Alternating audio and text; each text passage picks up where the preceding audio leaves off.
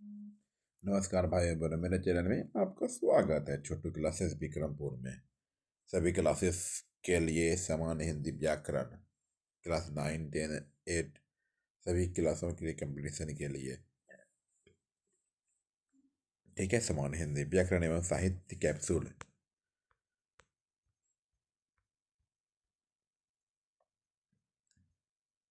पहले क्या है? ध्वनि एवं हिंदी वर्णमाला व वर्ण कर्म।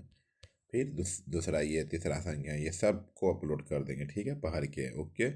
प्रीवियस ईयर क्वेश्चन सब्जेक्टिव और ऑब्जेक्टिव के साथ, पहले सब्जेक्टिव तो ऑब्जेक्टिव के साथ। ओके, जाके देख लीजिए और सारा वीडियो देख लीजिएगा। प्लीज सब्सक्राइब माय चैनल, ठीक। Thank you. देखिए, सब्जेक्टिव है, पहले सबके बारे में बताया गया है, फिर उसके बाद ऑब्जेक्टिव पे चर्चा होगा, ठीक। देखिए, ऑब्जेक्टिव सब पूछा गया है क्वेश्चन, देखिए,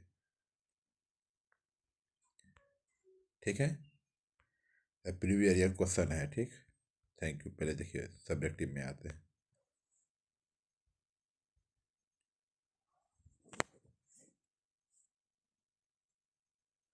देखिए,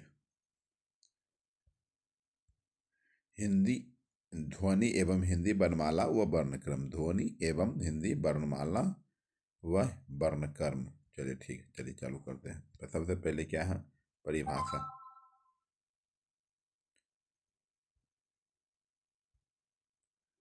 व्याकरण को वह शास्त्र है, व्याकरण वह शास्त्र है जिसके द्वारा हम किसी भाषा को शुद्ध पढ़ना, शुद्ध लिखना तथा शुद्ध बोलना सीखते हैं। व्याकरण व्याकरण वह शास्त्र है जिसके द्वारा हम किसी भाषा को शुद्ध पढ़ना, शुद्ध लिखना तथा शुद्ध बोलना सीखते हैं। भाषा व्याकरण उसे कहते हैं, ठीक है। व्याकरण के तीन प्रमुख अंग होते हैं। व्याकरण के कितने अंग होते हैं? तीन अंग होते हैं। व्याकरण के तीन तीन अंग होते हैं। वर्ण विचार, शब्द विचार, वाक्य विचार। व्याकरण के तीन अंग होते हैं। वर्ण विचार, शब्द विचार, वाक्य विचार। वर्ण विचार, शब्द विचार, वाक्य विचार। ये वर्ण विचार किसे कहते हैं? वर्ण विचार किसे कहते हैं? इसके द्वारा हम वर्णों का शुद्ध लेखन, शुद्ध उच्चारण तथा शुद्ध प्रयोग करना सीखते हैं। वर्ण विचार किसे कहते हैं? इसके द्वारा हम वर्णों का शुद्ध लिखना, शुद्ध उच्चारण करना तथा शुद्ध प्रयोग करना सीखते हैं, वर्ण विचार। और वर्ण किसे कहते हैं? वर्ण की सबसे छोटी इकाई ध्वनि होती है। वर्ण की सबसे छोटी इकाई ध्वनि होती है। इसके टुकड़े नहीं किए जा सकते, इसके टुकड़े नहीं किए जा सकते हैं। ये वर्णमाला, वर्णों के उच्चारण समूह को वर्णमाला कहते हैं। क्या कहते हैं? वर्णों के उच्चारण समूह को वर्णमाला कहते हैं। मूलतः हिंदी में 52 वर्ण है। मूलतः हिंदी में 52 वर्ण है।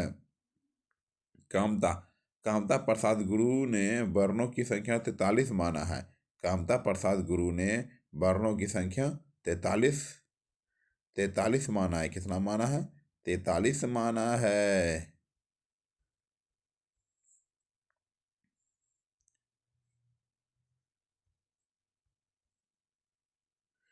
भाषा के मुख्यतः चार तत्व हैं: ध्वनि, शब्द, पद, वाक्य एवं अर्थ है।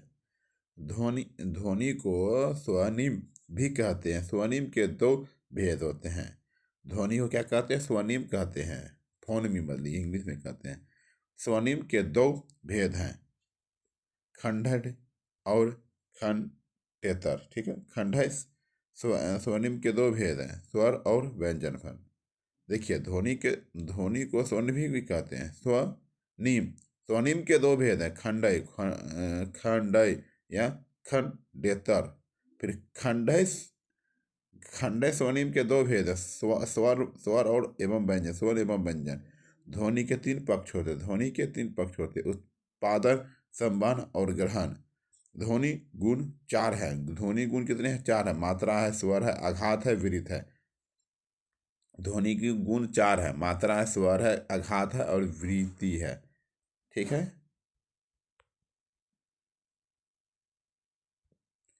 मौन स्वरों की संख्या 8 है। मौन स्वरों की संख्या 8 है, जो किसी भाषा विशेष से संबंध न होकर एक काल्पनिक स्वर है। मौन स्वरों की संख्या 8 है, जो किसी भाषा विशेष से संबंध न होकर एक काल्पनिक स्वर है, ठीक है। चलिए, स्वर वर्ण के बारे में देखिए। स्वर वर्ण ये होता है, लिखे होंगे बचपन में। व्यंजन वर्ण ये होता है, ठीक। संयुक्त व्यंजन ये होता है, ठीक है। आयोग वाह ये दोनों होता है।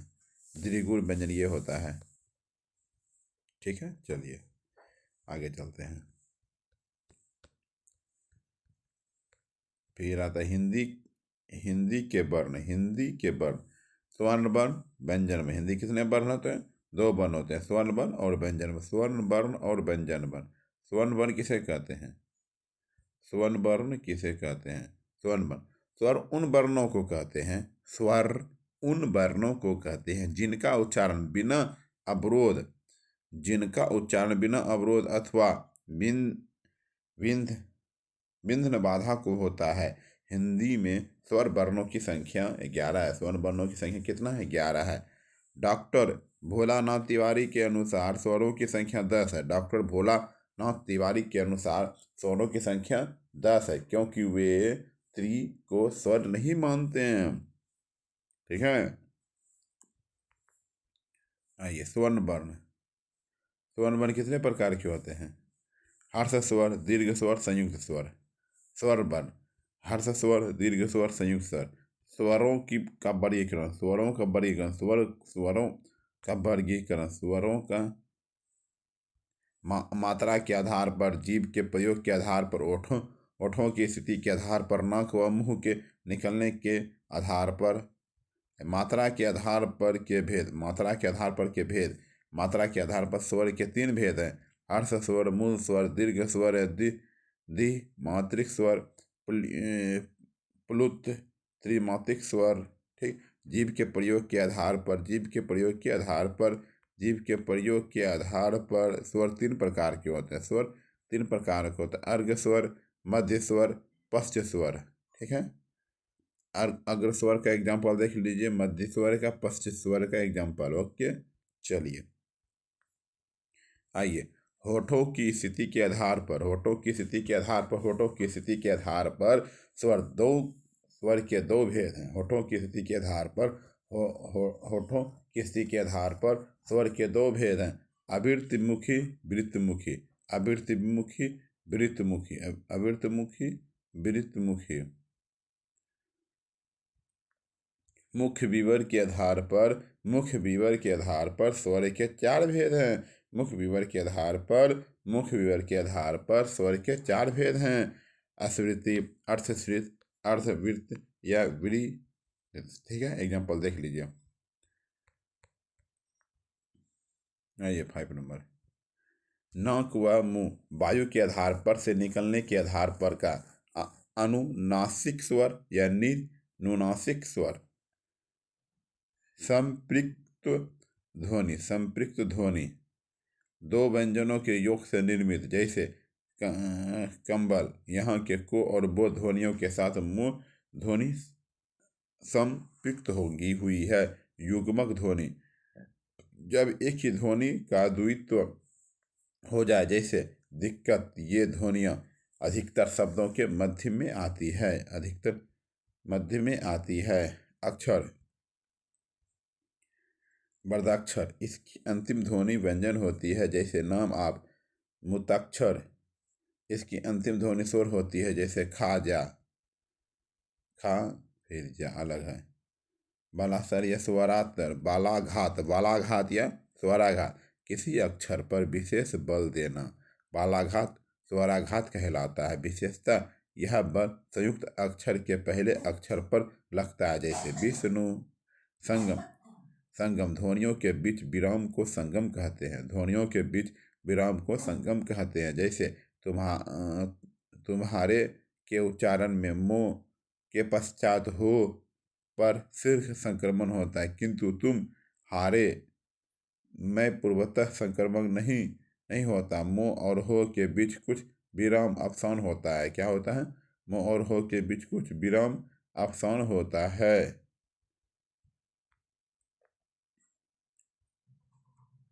अनुतान, अनुतान को सुरलहर कहते हैं। स्वरों के उतार चढ़ाव को अनुतान कहते हैं। सुरलहर के कारण शब्द तथा वाक्य के अर्थ बदल जाते हैं, जैसे अच्छा का उच्चारण हर्ष, दीर्घ तथा प्लुत के अनुसार करने से इसके तीन अर्थ स्वीकृति, विरोध तथा प्रतिरोध होते हैं। सुर सुर लहर के दो भेद हैं। शब्द सुर लहर और वाक्य के सुर लहर। नोट: कामता प्रसाद गुरु के बाह्य प्रयत्न के आधार पर व्यंजनों के दो भेद माने जाते हैं। कामता प्रसाद गुरु के बाह्य प्रयत्न के आधार पर व्यंजनों के दो भेद माने जाते हैं। डॉक्टर श्याम सुंदर दास के अनुसार कभी पंचवर्णी ग्यो नो नो मुधन नो नो मो व्यंजनों के स्थान पर अनुस्वर का ही प्रयोग होना चाहिए। पूर्ण अनुनासिक ध्वनि अनुस्वार। सभी स्वर अल्प प्राण होते हैं। सभी स्वर घोष वर्ण होते हैं। सभी स्वर घोष वर्ण होते हैं। स्वर्ण वर्ण के बारे में: जिन वर्णों का उच्चारण स्वरों की सहायता से होते हैं वे व्यंजन वर्ण कहलाते हैं। जिन वर्णों का उच्चारण स्वरों की सहायता से होते हैं वे व्यंजन वर्ण कहलाते हैं। हिंदी में व्यंजन वर्णों की संख्या 33 है। हिंदी में व्यंजन वर्णों की संख्या क्या है? 33 है। उच्चारण की दृष्टि से ध्वनि के भेद है। स्थान या प्रयत्न फिर प्रश्न के आधार पर है कि कंपनी, ठीक है। और घोष अल्पप्राण महाप्राण स्पर्श संघर्षी, ठीक है। देख लीजिए भाई, चलिए आइए इस साइड,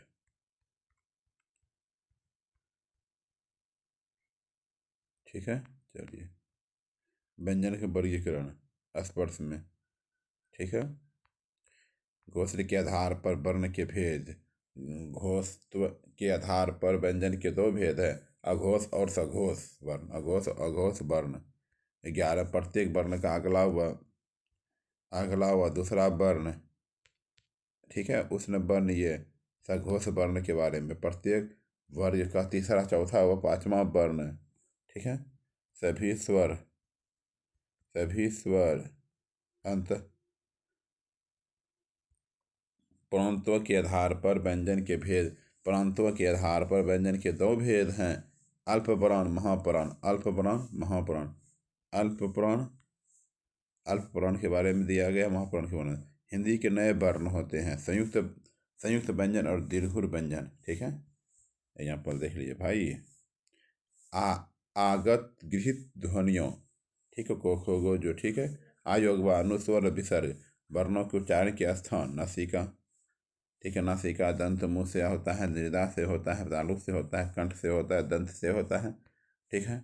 प्रश्न के आधार पर व्यंजनों का वर्गीकरण स्पर्शी व्यंजन होता है, ये सब, ठीक। चलिए संघर्षी बोल होता है। स्पर्श संघर्षी नासिक के पार्श्विक या प्रकृत अर्धस्वर, ठीक है। चलिए नासिक पंचम वर्ण। हिंदी में अनुनासिक वर्णों की संख्या 5 होती है, ठीक है। स्पर्श संघर्षी व्यंजन चो छो जो जो, संघर्षी व्यंजन, पार्श्विक व्यंजन, लठित, ठीक है।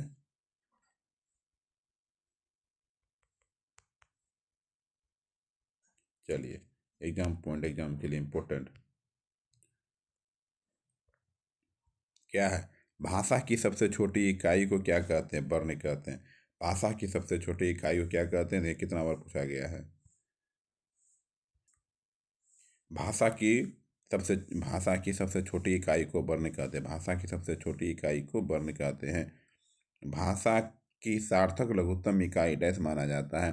भाषा की सार्थक लघुत्तम इकाई डैश माना जाता है, शब्द माना जाता है। क्या माना जाता है? शब्द माना जाता है। भाषा की मूल इकाई क्या है? ध्वनि है।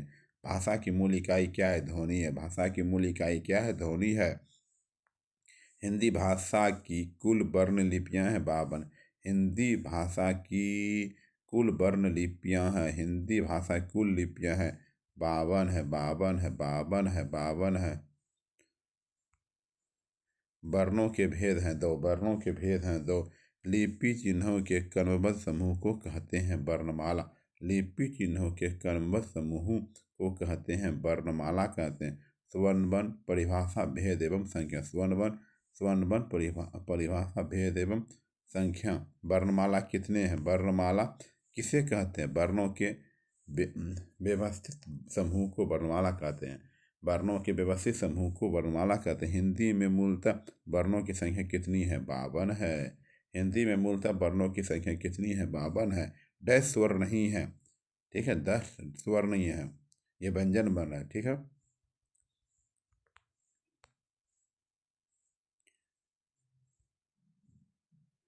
तिरों, क्यों? तिरों ऋषि है, ऋषि। ध्वनि किस स्वर के अंतर्गत आती है? हर्ष स्वर के अंतर्गत आती है। हिंदी वर्णमाला में स्वरों की कुल संख्या कितनी है? 11। हिंदी वर्णमाला में स्वरों की कुल संख्या कितनी है? 11 है। जिनका उच्चारण स्वतंत्र रूप से होता है और जो व्यंजन के उच्चारण में सहायक होते हैं उसे कहते हैं स्वर। जिनका उच्चारण स्वर रूप से होता है और जो व्यंजन के उच्चारण में सहायक होता है उसे कहते हैं स्वर। वृष्टि, वृष्टि शब्द में मात्रा का उपयोग होता है। ऋषि, ऋषि ही है, स्वर है, ठीक है, स्वर बन है। स्वरों की संख्या होती है 11। स्वरों की संख्या होती है 11 होती है। स्वरों को उच्चारण बिना किसी की सहायता से होता है, बिना किसी सहायता से होता है। स्वर, स्वर डैश भेद, स्वर डैश भेद है, वर्ण भेद है।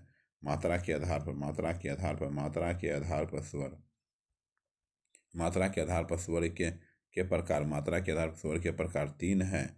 स्वर के प्रकार हर्ष स्वर, दीर्घ और प्लुत डैश प्रकार है। स्वर के प्रकार है, स्वर के प्रकार है। हिंदी भाषा में हर्ष स्वरों की संख्या होती है 4। हिंदी भाषा में हर्ष स्वरों की संख्या होती है 4। जिन स्वरों का उच्चारण में 2 मात्रा का समय लगता है या हर्ष से 2 गुना समय लगता है उन्हें कहते हैं गुरु स्वर। वह स्वर जिसके उच्चारण में दीर्घ स्वर से भी अधिक समय लगता है कहलाता है प्लुत। वह स्वर जिसके उच्चारण में दीर्घ स्वर से भी अधिक समय लगता है प्लुत। क्या लगता है? प्लुत होता है, प्लुत। प्लुत स्वर है, प्लुत स्वर है ओम, प्लुत स्वर है ओम। संधि संयोग के आधार, संधि संयोग के आधार पर वह स्वर जिसको जिसको संयुक्त स्वर माना जाता है ऐ, वह स्वर जिसको जिसको संयुक्त स्वर माना जाता है। मुख विवर खुलने के आधार पर यह हर्षी का दूर है, किस स्वर का है? संयुक्त, समृद्ध है, समृद्ध है, समृद्ध है, समृद्ध स्वर है, ठीक है, ठीक है। अर्ध स्वर है ऐ। उच्चारण स्थान की दृष्टि से ऋषि वर्ण का उच्चारण स्थान है मृगा है। डैश घोष वर्ण है, मोह है, डैश घोष मोह है। ओ है एक स्वर, ओ है स्वर, एक स्वर है, ठीक है। बोलते समय मुख के डैश उच्चारण स्थानों का प्रयोग किया जाता है 4। बोलते समय मुख के डैश उच्चारण स्थानों पर प्रयोग किया जाता है 4। मूर्धन्य व्यंजन है, ठीक है। ढोल, ई हर्षी का किस प्रकार का वर्ण है? तालव्य। को वर्ग का उच्चारण है कंठ से। यो रो लो वो डैश वर्ग के व्यंजन है अंत अस्त। वह समूह जिसके वर्णों को उच्चारण स्थान मृदा से होता है, ठीक है, ऋषि टोट हो। विग्रह का उच्चारण होता है कंठ से, ठीक है, कंठीय से। कोष्ठक दीर्घ स्वर, कोष्ठक दीर्घ स्वर का उच्चारण होता है औ से। कंठीय वर्ण है ओ, ठीक है, इतना आदि उच्चारण होता है। तालव्य से क्या होता है? तालब से। जिह्वा के आधार पर स्वर के प्रकार है 3। जिह्वा के आधार पर स्वर के प्रकार हैं 3, स्वर के प्रकार हैं 3 हैं। औष्ठ्य वर्ण है ऊ है। कंठा तलव्य है ए और ऐ। वह वर्ण जिसका उच्चारण स्थान कंठ तालु है ऐ है। वह वर्ण जिसका उच्चारण स्थान कंठ तालु है ऐ है। औ वर्ण है कंठ से, ठीक है, देख पढ़ लिए भाई। जब स्वरों के उच्चारण में ध्वनि सुख के साथ साथ नासिका द्वार से भी निकलती है उस अनुनासिकता को प्रकट करने के लिए प्रयोग किया जाता है चंद्र बिंदु सब्सक्राइब कर दीजिए please, like share comment share भी कर दीजिए प्लीज, सब्सक्राइब। अनुनासिक स्वरों का उच्चारण स्थल है नाक और मुंह। अनुनासिक स्वरों का उच्चारण स्थान है नाक और मुंह। नाक और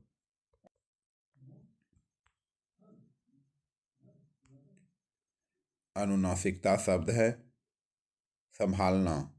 जिन स्वरों के उच्चारण में हवा नाक से भी निकलती है उन्हें कहते हैं, जिन स्वरों का उच्चारण हवा नाक से भी निकलती है उन्हें कहते हैं अनुनासिक स्वर। जिनकी ध्वनि केवल मुख से निकलती है वे है निर्नुनासिक स्वर। निर्नुनासिक स्वर। निर्नुनासिक स्वर। होठों की आकृति के आधार पर, होठों की आकृति के आधार पर आवर्त मुखी स्वर है ई स्वरों से संबंधित है। भाषा विज्ञान की दृष्टि से उ डैश प्रकार के स्वर है, पक्ष स्वर है। वह शब्द जो स्वर का वर्गीकरण नहीं है, द्वित्व है। हिंदी वर्णमाला के ऋषि ध्वनि है, स्वर है। व्यंजन। व्यंजन परिभाषा के आधार पर, भेद के आधार पर, संख्या के आधार पर। Objective question. जब दो व्यंजन एक साथ मिलते हैं उन्हें डैश कहते हैं, संयुक्त व्यंजन। जब दो व्यंजन एक साथ मिलते हैं तो उन्हें डैश कहते हैं, संयुक्त व्यंजन। डैश वर्ण दंत नहीं है, टो है। तो वर्ग की ध्वनियों का उच्चारण स्थान है दंत है। डैश वर्ण महाप्राण का उदाहरण है, भो है। घो। घो का उच्चारण स्थान क्या है? घो का उच्चारण स्थान क्या है? कंठ है। घो का उच्चारण स्थान क्या है? कंठ है। क्या है? कंठ है। हिंदी की ठो ध्वनि है मूर्धन्य से। स्वर ए ऐ का उच्चारण स्थान है कंठ तालव्य से। यो रो लो वो व्यंजन है अंतस्थ से। चो वर्ण का उच्चारण है तालव्य से। चो वर्ण का उच्चारण तालव्य से। पो वर्ण का उच्चारण स्थान है पो वर्ण का उच्चारण स्थान। पो वर्ण का उच्चारण के अवस्था से। त्रिवेणी शब्द में त्रो डैश वर्णों के योग से बना है, तो और रो। सर्वक्त शब्द संयुक्त व्यंजन ज्ञो डैश वर्णों के योग से बना है, जो और जो। ठीक है। वह व्यंजन जिसके उच्चारण में जी हाँ तालु से नहीं होती, टकराती है। घो औष्टे वर्ण पो फो बो भो।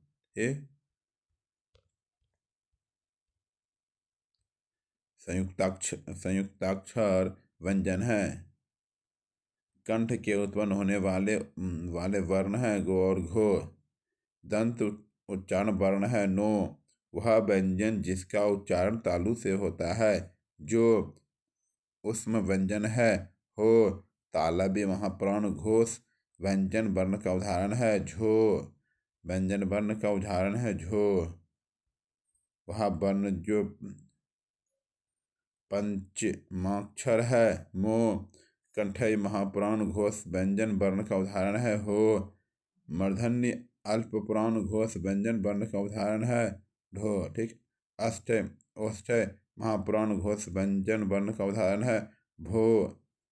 मूर्धन्य अल्प पुराण और घोष वर्ण का उदाहरण है टो।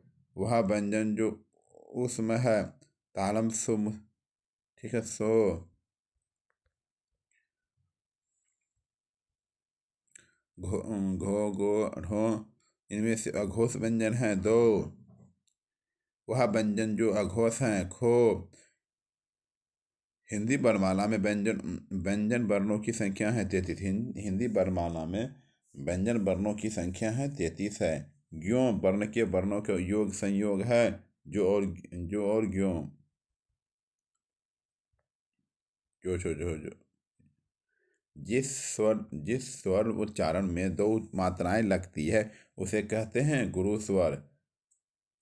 ठीक है। सो के उच्चारण के स्थान है तालु। वह व्यंजन जो अंतःसद व्यंजन है यो रो लो वो। वर्णों को व्यंजन कहा जाता है जिसका उच्चारण स्वर के वर्णों की सहायता से किया जा सके। औष्ठ अल्प पुराण घोष व्यंजन वर्ण का उदाहरण है बो। कंठीय अल्प पुराण व्यंजन वर्ण का उदाहरण है गो। दंत ध्वनि वाला व्यंजन है तो।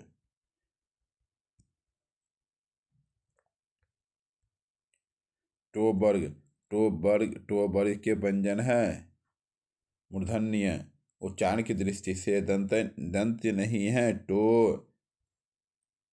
दंत्य वर्तस्य महाप्राण घोष व्यंजन वर्ण का उदाहरण है। धो दंत्य वर्तस्य अल्प प्राण और घोष वर्ण का उदाहरण है। तो गो जो छो